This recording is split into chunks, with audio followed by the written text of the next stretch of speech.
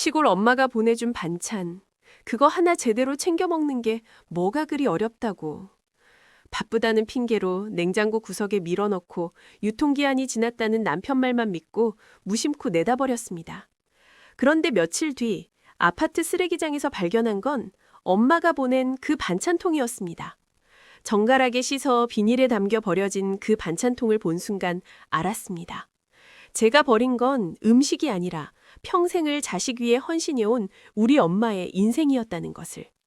그리고 그 속에 숨겨진 제가 까맣게 몰랐던 엄마의 눈물을 마주하게 되었습니다. 오늘 이야기는 무심코 버려진 반찬통 하나에서 시작된 한 딸의 뒤늦은 후회와 어머니의 가슴 시린 진실에 대한 이야기입니다. 여러분의 마음에도 깊은 울림을 전할 수 있기를 바라며 오늘의 사연 지금 시작합니다. 또 엄마다. 액정에 떠오른 엄마라는 두 글자에 나도 모르게 미간이 찌푸려졌다. 책상 위엔 결제 서류가 산더미처럼 쌓여 있고 퇴근 시간은 벌써 1시간을 훌쩍 넘겼다. 이 시간까지 어린이집에 혼자 남아있을 아들 녀석 얼굴이 어른거려 마음이 급해 죽겠는데. 받지 않으면 서운해하실 거고 받자니 똑같은 레파토리에 잔소리가 뻔했다. 엄마, 나 지금 바쁜데. 바쁘긴 뭘 맨날 바빠. 밥은 먹고 하냐? 수화기 너머로 들려오는 엄마의 목소리엔 언제나처럼 걱정이 한가득이다. 그 걱정이 내겐 또 다른 무게로 다가왔다. 나는 기계적으로 대답했다. 네, 먹었어요. 잘 지내요. 애도 잘 크고. 민준 씨도 잘 있고요. 영혼 없는 대답들이 오가는 사이 내 손은 쉴 새 없이 키보드를 두드리고 있었다. 그래? 저번에 보낸 반찬은 다 먹었고? 아, 네. 그럼요. 맛있게 잘 먹었어요. 거짓말이었다. 열흘 전쯤 도착한 스티로폼 박스는 현관문 앞에 그대로 방치되어 있었다. 뜯어볼 시간은커녕 그 앞에 쌓인 택배 상자를 치울 여유조차 없었다. 엄만 그런 내 속도 모르고 신이 나서 말을 이었다. 이번엔 알타리무가 맛있게 익었네. 고들빼기는 네가 좋아하는 거라 좀 짜게 담갔네. 깻잎은 향이 죽기 전에 얼른 먹어야 하네. 그 모든 말이 귀에 들어오지 않았다. 나는 건성으로 대답하며 통화를 서둘러 마무리했다. 엄마, 나 정말 끊어야 해. 회의 들어가야 해서. 다음에 전화할게. 엄마의 서운한 한숨소리가 들리는 듯 했지만 애써 외면했다. 그날 밤 녹초가 되어 집에 돌아온 건 자정이 다 되어서였다. 남편 김민주는 거실 소파에 누워 TV를 보고 있었고 아이는 곤히 잠들어 있었다. 현관 앞에 널브러진 택배 상자와 엄마가 보낸 스티로폼 박스가 발에 채였다. 나는 짜증 섞인 한숨을 내쉬며 박스를 발로 툭툭 밀어 구석에 치웠다. 저걸 언제 다 정리한담? 문제의 그날은 며칠 뒤 아파트 분리수거 날이었다. 음식물 쓰레기를 버리려고 쓰레기장에 내려갔을 때였다. 유독 깔끔하게 정리된 한쪽 구석에 눈에 익은 반찬통들이 놓여 있었다. 엄마가 몇 년째 쓰고 있는 뚜껑 색깔과 몸체에 희미하게 남은 매직 글씨까지 똑같은 바로 그 반찬통들이었다. 깨끗하게 씻겨 물기 하나 없이 비워진 채 큰 비닐봉지에 담겨 가지런히 버려져 있었다. 심장이 쿵 하고 내려앉았다. 순간 머릿속이 하얘졌다. 우리 집에서 나온 게 분명했다. 어제 남편이 분리수거를 한다고 했었다. 그이가 버린 걸까? 왜? 나는 떨리는 손으로 비닐봉지를 들어 올렸다. 텅 빈 반찬통들이 달그락거리며 서로 부딪히는 소리가 섬뜩하게 울렸다. 엄마가 새벽부터 일어나 하나하나 담았을 나물, 장아찌, 김치, 그 모든 것들이 이 차가운 시멘트 바닥 위에 쓰레기로 버려져 있었다. 여보, 집에 들어서자마자 남편을 불렀다. 그는 주말 아침의 여유를 만끽하며 소파에서 신문을 보고 있었다. 내 다급한 목소리에 놀라 고개를 들었다. 남편이 물었다. 왜 그래? 아침부터? 나는 숨을 헐떡거리며 반찬통이 담긴 비닐봉지를 식탁 위에 탁 소리나게 내려놓았다. 그 소리에 남편의 미간이 살짝 찌푸려졌다. 이거 당신이 버렸어? 내 목소리는 분노보다 당혹감에 더 가까웠다. 남편은 반찬통을 한번 쓱 보더니 대수롭지 않게 대답했다. 그거. 현관에 계속 있길래 열어봤더니 냄새가 좀 나는 것 같던데? 날도 더운데 상했을까봐. 상했을까봐? 나는 기가 막혀 말이 나오지 않았다. 열어는 봤어? 냄새가 나긴 뭐가 나? 스티로폼 박스에 아이스팩까지 꽉꽉 채워보낸 건데. 목구멍까지 차오른 말을 삼켰다. 대신 다른 질문이 튀어나왔다. 근데 왜 이렇게 깨끗하게 씻어서 버렸어? 그게 가장 이상했다. 상해서 버리는 음식이라면 내용물만 음식물 쓰레기통에 버리고 통은 대충 헹궈 플라스틱으로 분리수거하는 게 보통이다. 그런데 이건 마치 누군가에게 돌려주기라도 할 것처럼 정성 들여 씻고 말려서 버린 모양새였다. 남편은 내 질문의 의도를 파악하지 못한 채 어깨를 으쓱했다. 남편이 말했다. 장모님 반찬통인데 더럽게 버릴 순 없잖아. 씻어서 버리는 게 예의지. 예의. 그 단어가 내 머리를 세게 후려쳤다. 엄마의 정성과 마음을 쓰레기 취급하면서 텅 빈 플라스틱 통에 대한 예의를 차렸다는 말인가? 남편의 저 선량하고 무심한 얼굴 뒤에 숨겨진 것은 무엇일까? 단순히 상했을까봐 버렸다는 그의 말을 믿을 수가 없었다. 정갈하게 버려진 저 반찬통들은 마치 나에게 보내는 무언의 메시지처럼 느껴졌다. 평온했던 우리 가족의 일상 밑바닥에 내가 전혀 알지 못했던 차갑고 단단한 진실이 숨어 있음을 직감했다. 그 균열의 시작이었다. 그날 이후 남편과 나 사이엔 보이지 않는 벽이 생겼다. 나는 버려진 반찬통을 차마 다시 버리지 못하고 베란다 구석에 쌓아두었다. 그 플라스틱 통들을 볼 때마다 심장이 서늘하게 식는 것 같았다. 남편은 내 눈치를 살피는 듯 했지만 먼저 그 일에 대해 다시 입을 열지는 않았다.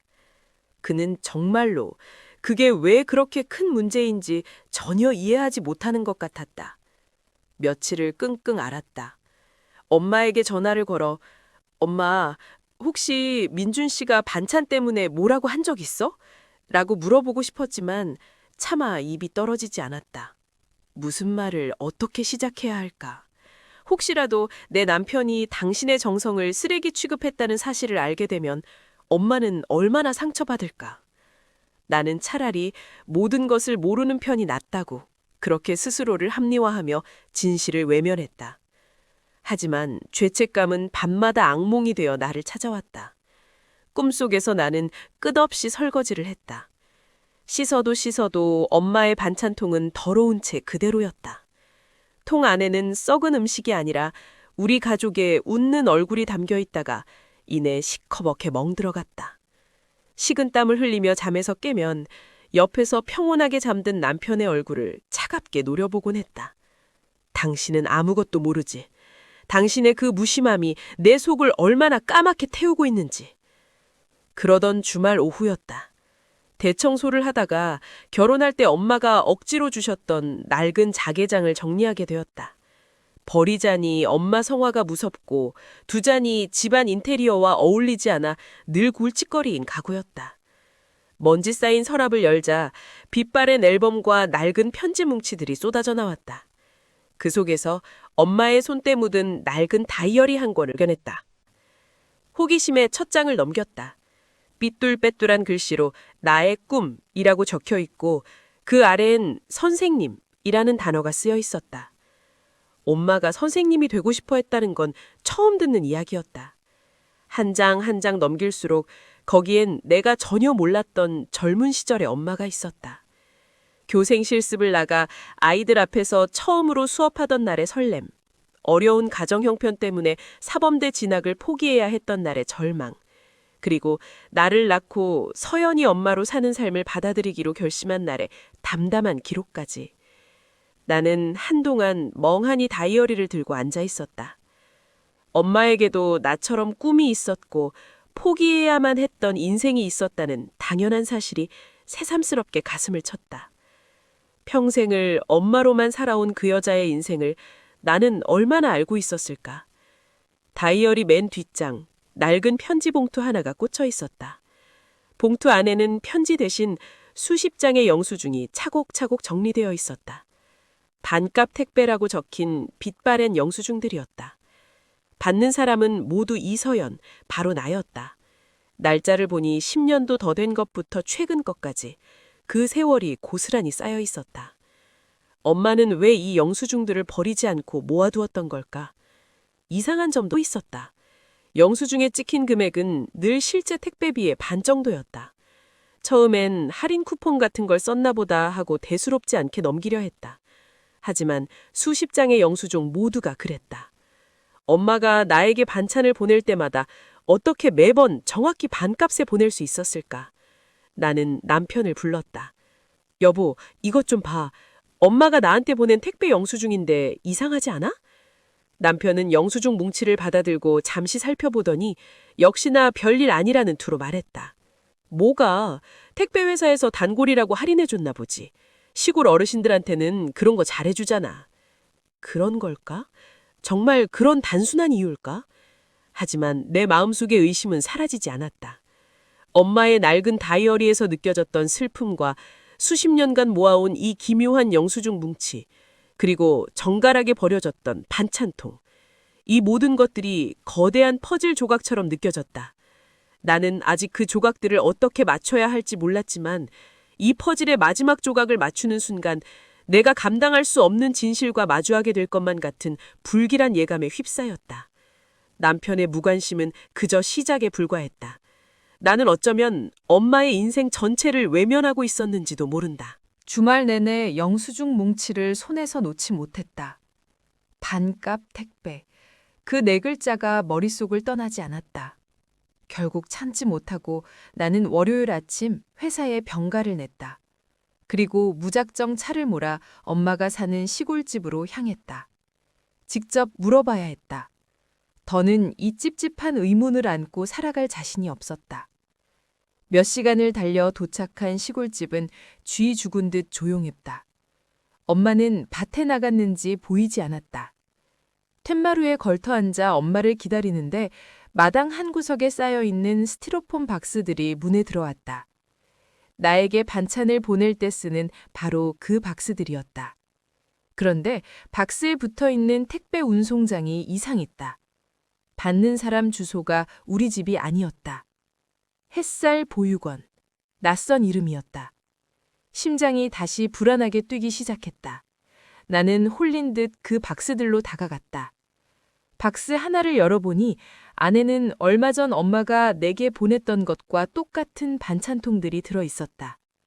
고들빼기, 알타리 김치, 깻잎 장아찌. 다른 점이 있다면 반찬통들이 전부 절반쯤 비어있다는 것이었다. 마치 누군가에게 보낼 음식을 꼭 절반씩 덜어놓은 것처럼. 그때였다. 밭에서 돌아오시던 엄마가 나를 발견하고는 화들짝 놀라며 달려왔다. 아니 서연아, 네가 웬일이냐? 연락도 없이. 엄마의 얼굴에는 반가움보다 당혹감이 더 크게 서려 있었다. 엄마의 시선은 나를 지나 내가 열어본 스티로폼 박스에 가닿았다. 순간 엄마의 얼굴이 새하얗게 질렸다. 나는 아무 말 없이 손에 들고 있던 반값 택배 영수증 뭉치를 엄마에게 내밀었다. 엄마, 이게 다 뭐야? 이 보육원은 또 뭐고? 엄마는 입술만 파르르 떨 뿐 아무 말도 하지 못했다. 그 침묵이 모든 것을 말해주고 있었다. 나는 집요하게 엄마를 추궁했다. 엄마의 오랜 침묵 끝에 비로소 반값 택배의 진실을 들을 수 있었다. 수십 년 전 엄마는 우연히 동네에 있는 작은 보육원의 탁한 사정을 알게 되었다고 했다. 변변한 후원 하나 없이 아이들은 늘 배고픔에 시달렸다. 차마 외면할 수 없었던 엄마는 그때부터 당신이 할 수 있는 작은 나눔을 시작했다. 자식에게 보내는 반찬을 만들 때 언제나 2배로 만들었다. 그리고 정확히 절반을 덜어 보육원 아이들에게 보냈던 것이다. 택배비가 부담스러웠던 엄마는 택배기사님에게 사정을 이야기하고 부탁을 했다. 어차피 같은 방향으로 가는 택배이니 내 딸에게 가는 박스 위에 보육원 박스를 하나 더 얹어서 배달해 줄 수 있겠느냐고. 그렇게 하면 택배비는 한 번만 내도 되지 않겠냐고. 사정을 딱하게 여긴 기사님이 그때부터 남몰래 엄마를 도와주었던 것이다. 영수증에는 나에게 보내는 택배비만 찍히니 자연스레 반값 택배가 되었던 셈이다. 엄마가 차곡차곡 모아온 그 영수증들은 당신의 비밀스러운 선행에 대한 유일한 기록이자 증표였다. 최근엔 기러기 붙여서 예전처럼 많이 못 만들어. 그래서 보내는 것도 뜸해졌고. 엄마는 죄인처럼 고개를 숙인 채 힘겹게 말을 이었다. 나는 그 자리에 주저앉아 버렸다. 머리를 한 대 세게 얻어맞은 듯 멍했다. 내가 귀찮아하고 상했을 거라며 내버려뒀던 그 반찬들. 남편이 무심하게 버렸던 그 반찬들은 단순히 나를 위한 음식이 아니었다. 그것은 배고픈 아이들을 위한 한 끼 식사였고 엄마의 평생에 걸친 조용한 희생 그 자체였다. 그제야 모든 조각이 맞춰졌다. 남편이 왜 그토록 정갈하게 반찬통을 씻어서 버렸는지. 그는 알고 있었던 것이다. 아내인 나만 빼고는 어쩌면 모두가 알고 있었던 비밀이었을지도 모른다. 엄마는 남편에게만은 이 사실을 털어놓고 혹시라도 반찬이 남거나 하면 그냥 버리지 말고 보육원에 전해달라고 부탁을 했을 것이다. 하지만 무심한 내 남편은 그 부탁마저도 잊어버리고 그저 깨끗하게 씻어서 버리는 자신만의 방식으로 예의를 차렸던 것이다. 눈물이 비 오듯 쏟아졌다. 나는 쓰레기장에서 발견했던 텅 빈 반찬통들을 떠올렸다. 그건 그냥 빈 통이 아니었다. 엄마의 인생이었다. 내가 버린 것은 반찬이 아니었다. 수십 년간 가난한 아이들을 위해 당신의 몫을 덜어내던 엄마의 마음이었고 자식에게 차마 내색 못했던 엄마의 고된 삶이었으며 한 여자의 인생 그 자체였다. 나는 내 손으로 엄마의 인생을 쓰레기장에 내다버린 그런 딸이었다. 처절한 깨달음과 함께 내 세상이 무너져 내렸다. 엄마 내가 잘못했어. 내가 다 잘못했어. 나는 엄마의 주름지고 거친 손을 붙잡고 어린아이처럼 울부짖었다. 단단한 굳은 살이 박이고 마디마디가 굵어진 엄마의 손. 평생 흙을 만지고 자식을 위해 음식을 만들고 이름 모를 아이들을 위해 반찬을 덜어내던 그 손 앞에서 나는 고개를 들 수 없었다. 내 눈물은 사죄였고 회한이었고 뒤늦게 깨달아 버린 어리석음에 대한 통곡이었다. 엄마는 우는 내 등을 말없이 토닥여 주었다. 괜찮다, 괜찮다, 우리 딸. 뭐가 그렇게 잘못했다고 울어. 그 다정함이 내 가슴을 더 날카롭게 파고들었다. 차라리 나를 원망하고 내 무심함을 꾸짖었다면 마음이 덜 아팠을까? 너무나 쉽게 나를 용서하는 엄마의 모습에 죄책감은 무게를 더해 나를 짓눌렀다. 나는 엄마의 인생에 얼마나 큰 빚을 지고 살아왔던가. 그날 저녁 소식을 듣고 한달음에 달려온 남편 민준의 얼굴은 흑빛이었다. 그는 장모님 앞에 무릎을 꿇고 고개를 숙였다. 남편이 말했다. 장모님, 죄송합니다. 제가 잠시 깜빡했습니다. 서연이한테는 차마 말을 못하고 제가 정말 죽을 죄를 지었습니다. 그의 목소리는 물기에 젖어 있었다. 엄마는 그런 사위를 일으켜 세우며 희미하게 웃었다. 됐네, 김서방. 자네가 뭘 잘못했나. 다 내 잘못이지. 괜한 부담만 줬구먼. 엄마는 남편마저도 용서했다. 그 모습에 남편도 나도 더는 아무 말도 할 수 없었다. 그날 밤 우리는 시골집의 작은 방에서 나란히 누웠다. 남편은 처음으로 내게 자신의 속마음을 털어놓았다. 장모님의 부탁을 받고 처음에는 몇 번 보육원에 간찬을 가져다 주었다고 했다. 하지만 회사 일이 바빠지고 자기도 모르게 그 일을 잊어버렸다고. 현관 앞에 놓인 반찬 박스를 볼 때마다 죄책감이 들었지만 아내인 나에게 사실대로 말할 용기가 나지 않았다고 했다. 그래서 결국 버리는 쪽을 택했다고. 그의 고백을 들으며 나는 남편에 대한 원만이 눈 녹듯 사라지는 것을 느꼈다. 그 역시 나와 같은 어리석고 나약한 사람이었을 뿐이다. 우리는 부서진 가족관계의 조각들을 힘겹게 다시 맞춰보려 했었다. 하지만 엄마의 너무 쉬운 용서가 우리를 더 큰 죄인으로 만들고 있었다. 밤늦도록 잠을 이루지 못하고 뒤척이다 살며시 일어나 엄마가 누워있는 암땅으로 갔다. 양냄새와 엄마의 채취가 섞인 공기가 묵직했다. 희미한 잘빛 아래 곤히 잠든 엄마의 얼굴이 보였다. 평생의 고단함이 새겨진 깊은 주름과 검버섯. 나는 조용히 엄마의 머릿맡에 앉았다. 그때 낡은 장롱 위 액자 하나가 눈에 들어왔다. 전에는 무심코 지나쳤던 빛바랜 흑백 사진이었다. 사진 속에는 앳된 소년들이 단체로 서 있었다. 모두 똑같은 모양의 낡은 원피스를 입고 어색하게 웃고 있었다. 그리고 그 아이들 틈에 수줍게 서 있는 어린 시절의 우리 엄마가 있었다. 사진의 배경은 낡고 허름한 건물이었는데 현판에 희미하게 쓰인 글씨가 보였다. 햇살 보육원.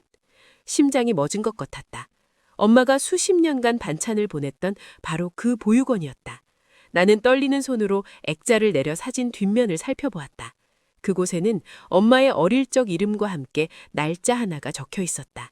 내가 전혀 몰랐던 엄마의 진짜 과거가 그 낡은 사진 한 장 속에 봉인되어 있었다. 다음 날 아침 나는 동네에서 가장 오래된 사진관을 수소문해 찾아갔다. 밤새 뜬 눈으로 지새우며 사진 속 진실을 확인하고 싶었다.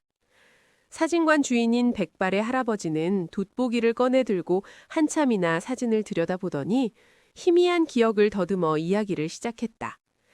그 사진은 60여 년 전 햇살 보육원 앞에서 찍은 단체 사진이 맞았다. 전쟁 고아와 가난한 아이들을 거두던 곳, 그리고 사진 속 어린 소녀가 바로 우리 엄마, 박순자라고 했다. 엄마는 그곳 출신이었다. 부모가 누군지도 모른 채 버려져 보육원에서 이름 하나를 얻고 겨우 살아남은 아이. 그것이 내가 몰랐던 엄마의 진짜 시작이었다. 모든 것이 선명해졌다. 엄마가 왜 그토록 보육원 아이들에게 집착했는지, 왜 당신의 몫을 덜어내면서까지 음식을 나누려 했는지. 그것은 단순한 동정이나 선행이 아니었다. 평생에 걸쳐 자신이 살아남은 세상에 빚을 갚는 행위였다. 배고팠던 어린 시절의 자신에게, 그리고 지금도 어딘가에서 배고플지 모를 또 다른 자신에게 보내는 엄마의 처절한 위로이자 속죄였다. 선생님이 되고 싶었던 꿈을 접어야 했던 것도 어쩌면 그 빚을 갚기 위해 일찍부터 생활전선에 뛰어들어야 했기 때문일지도 모른다. 나는 그 길로 보육원을 찾아갔다. 낡고 허름했던 옛 건물은 사라지고 번듯한 새 건물이 들어서 있었다. 원장 수녀님은 엄마의 이름을 듣고는 수십 년간 한결같이 아이들을 위해 반찬을 보내주신 고마운 분이라며 눈시울을 붉혔다. 엄마 덕분에 아이들이 명절마다 맛있는 나물 반찬을 먹을 수 있었다고, 김장철이면 엄마가 보낸 김치로 1년을 든든하게 날 수 있었다고 했다. 엄마는 보육원의 숨은 천사였다. 집으로 돌아오는 길 나는 아무 말도 할 수 없었다. 내가 버렸던 그 반찬통들이 이제는 전혀 다른 의미로 다가왔다. 그것은 더 이상 죄책감의 상징이 아니었다. 버려진 아이였던 엄마가 세상에 내놓은 가장 따뜻한 유산이었다. 부모에게 받지 못한 사랑을 세상의 다른 아이들에게 나누어주며 평생을 살아온 한 여자의 위대한 역사였다. 그 후 나는 달라졌다. 주말마다 시골집으로 내려가 엄마와 함께 반찬을 만들었다. 엄마의 레시피를 하나하나 배우고 굵어진 손마디에 담긴 세월의 이야기를 들었다. 엄마는 더 이상 혼자서 무거운 짐을 지지 않았다. 나와 남편, 그리고 주말마다 할머니 집에 놀러오는 손주까지 온 가족이 함께 음식을 만들고 절반을 덜어 햇살 보육원으로 보내는 상자를 꾸렸다. 이제 나는 반값 택배 영수증을 모은다. 엄마의 낡은 편지 봉투 옆에 나의 영수증을 차곡차곡 쌓아간다. 이것은 단순한 기록이 아니다. 엄마의 삶을 이어가겠다는 나의 조용한 맹세다. 얼마 전 나는 쓰레기장에서 주워왔던 엄마의 낡은 반찬통들을 깨끗이 씻어 다시 꺼냈다. 그리고 그 통에 정성껏 만든 장조림을 가득 담았다. 뚜껑을 닫기 전 나는 나직히 속삭였다. 엄마, 이제 알 것 같아. 엄마가 평생 무엇을 지키고 싶었는지. 이젠 내가 할게. 내가 엄마의 인생을, 엄마의 사랑을 이어갈게. 버려졌던 반찬통은 이제 우리 집에서 가장 소중한 그릇이 되었다. 나는 그 그릇에 사랑을 담아 엄마의 방식으로 세상과 나누기 시작했다. 그것이 내가 엄마에게 그리고 엄마의 아팠던 어린 시절에게 할 수 있는 유일하고도 가장 진실한 속죄임을 알기 때문이다. 우리는 가장 가까운 사람의 가장 깊은 상처를 모른 채 살아갈 때가 많습니다. 오늘 주인공은 버려진 반찬통을 통해 비로소 어머니의 삶을 온전히 이해하게 되었네요. 뒤늦은 깨달음이었지만 이제라도 어머니의 유산을 이어가기로 한 딸의 다짐이 참으로 뭉클하게 다가옵니다. 여러분의 부모님은 어떤 꿈을 품고 어떤 인생을 살아오셨을까요? 오늘 이야기가 여러분의 마음에 작은 파동을 일으켰다면 구독과 좋아요로 응원 부탁드립니다. 여러분이 뒤늦게 알게 되어 마음 아팠던 사연이 있다면 댓글로 함께 나눠주세요. 여러분의 소중한 이야기가 또 다른 누군가에게는 따뜻한 위로가 될 수 있습니다. 다음 시간에도 여러분의 가슴을 울리는 이야기로 찾아뵙겠습니다.